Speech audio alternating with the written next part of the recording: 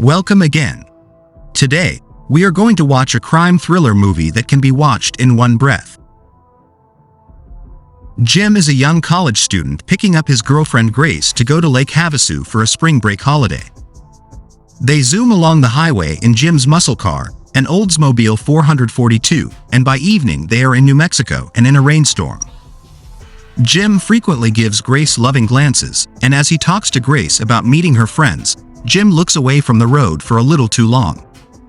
He almost hits a man standing in the middle of the highway as the rain pours down. Jim stops the car, feels bad that he almost hit this guy, and wants to offer the man a ride as it seems the stranger's car parked by the side of the road has broken down. Grace says absolutely not to pick him up, but the man now is walking towards their car. Jim tries to start his car, but the motor is flooded. It finally starts and they drive off, just as the man reaches their car door. They squabble over whether they ought to have gotten the man. Jim feels regretful. A couple of miles not too far off, they stop at a service station with the normally odd orderly. Jim requests that the orderly send a tow rig back to get the outsider in his vehicle, yet the chaperone says that should hold on until the following day. Elegance goes to the woman's room as Jim gets her number one, handled food, entertainer Twinkies. As he fills his vehicle with gas, a major apparatus stops and drops the outsider off a traveler they left abandoned. The outsider asks the specialist where the closest inn is found, and when he hears it is 12 miles not too far off, he goes to Jim and inquires as to whether he can ride with him. They discuss the reality Jim didn't stop for him prior, and the more odd says he doesn't fault him. He could never have halted, all things considered. He says he goes by John Ryder, and Jim consents to accept him to the extent that the inn similarly as Beauty emerges from the woman's room looking exceptionally anxious. For the principal moment of their ride down the roadway, John Ryder appears to be well-disposed and lovely. The two men are sitting toward the front and Elegance is in the back paying attention to her iPod. Then, at that point, John Ryder nonchalantly asks Jim how frequently he has sexual relations with his sweetheart. Jim is shocked and disturbed. He sees the ring on John's left hand and asks him how frequently he has sexual relations with his better half. John says he's not wedded and that he wears the ring so that individuals will believe he's a decent person. John then, at that point, goes after Jim's mobile phone and snaps it in two. As Beauty attempts to dial 911 on her telephone, John Ryder takes out his blade and holds it to Jim's throat and says he will kill him except if he says, "I need to bite the dust." Jim proceeds to drive and he and Effortlessness are in a frenzy as he gradually says, "I need to." As he says, "Kick the bucket," he turns the vehicle. Elegance opens the entryway and John Ryder drops out onto the street. Jim and Beauty keep driving, seriously shaken, consenting to let the police know what has occurred at the following town. A couple of hours after the fact, Elegance is sleeping in the vehicle and Jim is so drained he pulls off the roadside to sleep. He nods off, however John Ryder finds them and crushes in his vehicle window. Jim awakens acknowledging he was having a bad dream. He and Elegance progress forward down the thruway and are passed by a station cart loaded up with a father, mother and two children toward the back. Sitting close to a young man in the back finish of the station cart is somebody holding a Goliath stuffed frog in his lap. As the station cart passes Jim and Effortlessness, the frog waves at them, and we see the grinning, cordial face of John Ryder jump out from behind the frog. Jim and Effortlessness blow a gasket as they understand how John Ryder will treat this family. They accelerate and come even with the station cart as Elegance shouts out an advance notice to the man and lady.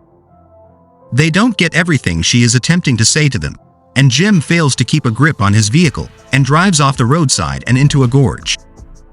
The car is totaled, but Jim and Grace manage to pull themselves together and climb back onto the road and continue their journey on foot.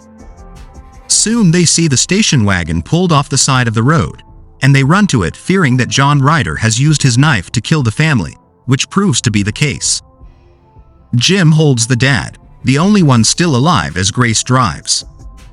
Suddenly, a red pickup is banging into the back of the station wagon. It's John Ryder trying to run them off the road. Grace drives to the next stop on the road, a cafe.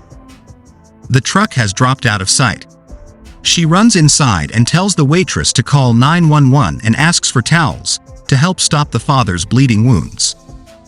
The waitress calls the sheriff as Grace heads for the bathroom and begins pulling paper towels from the holder.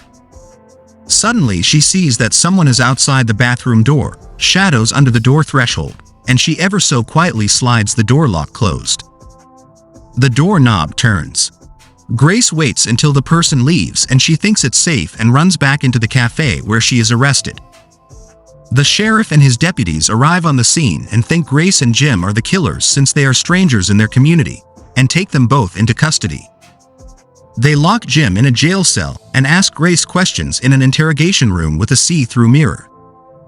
The sheriff steps out of the room and doesn't return. She looks at the mirror and realizes someone is looking at her from the other side.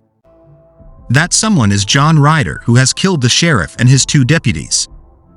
He dips his finger in the sheriff's blood and traces Grace's face as she peers through the other side of the mirror window.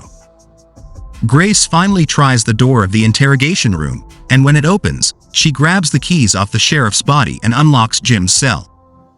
As they run out the back door of the jail, they take a gun off the body of one of the deputies. John Ryder has disappeared for the time being. The state police now are involved, and as the lieutenant in charge walks through the carnage in the sheriff's office, he sees the drawing in blood on the interrogation room window and realizes that Jim and Grace are not the only killers. When he gets their background information and sees that they are college students, he says they may be innocent. Jim and Grace make their way to an old trailer park and try to find a car. When a deputy arrives, they hide inside of an old building, and a scorpion crawls near Jim's foot. Instead of stepping on it, he moves it away with his foot. When the deputy tries to arrest them, they manage to get his gun. As they try to get him back into his car, he tries to get the gun back from Grace. A shot rings out, and there is a bullet hole in the deputy's head. Another carload of lawmen drive up and think Grace shot the deputy, but it was John Ryder, who has been hiding in a building just behind Grace, and who used a rifle he took from the sheriff's office. Jim and Grace drive off in the dead deputy's car with 3 police cars and a helicopter right behind and over them. Grace speaks into the police car radio microphone and says they are innocent. But the overzealous lieutenant who is monitoring all of this from his office says that his men saw her shoot the deputy. A policeman shoots the tires on their car and the helicopter hovers right above them. They must pull over, but almost out of nowhere, a black and white Trans Am pulls up behind the 3 police cars and then alongside them.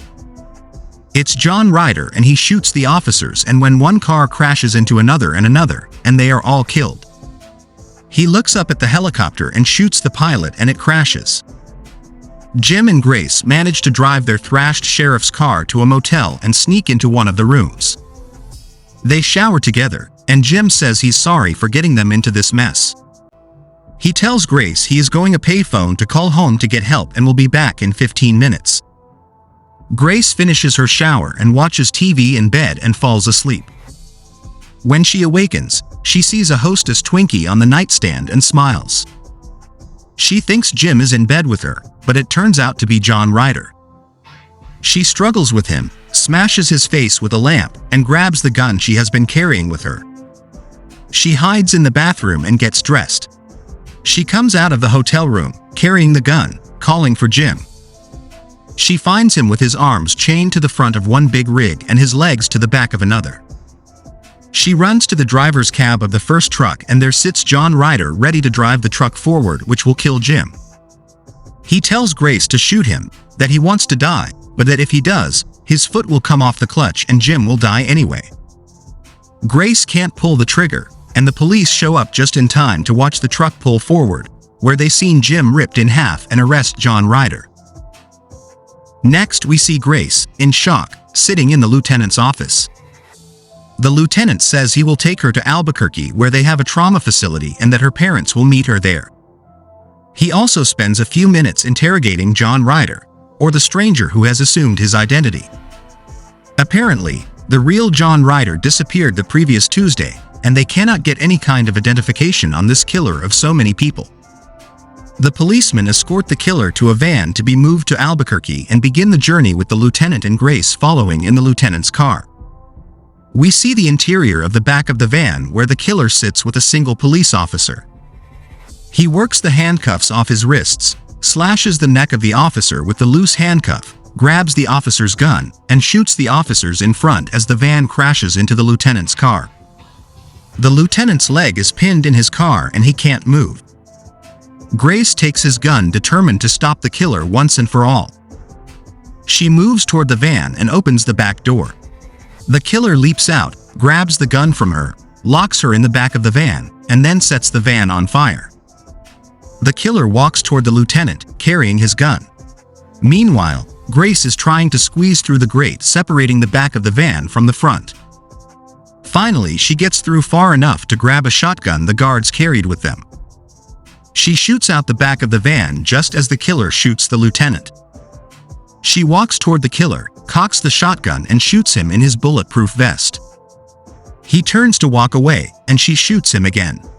He kneels in front of her and says, "It feels good, doesn't it?" And then she shoots him in the head as the camera pans away, showing Grace standing with the shotgun, and the killer lying in a pool of his own blood.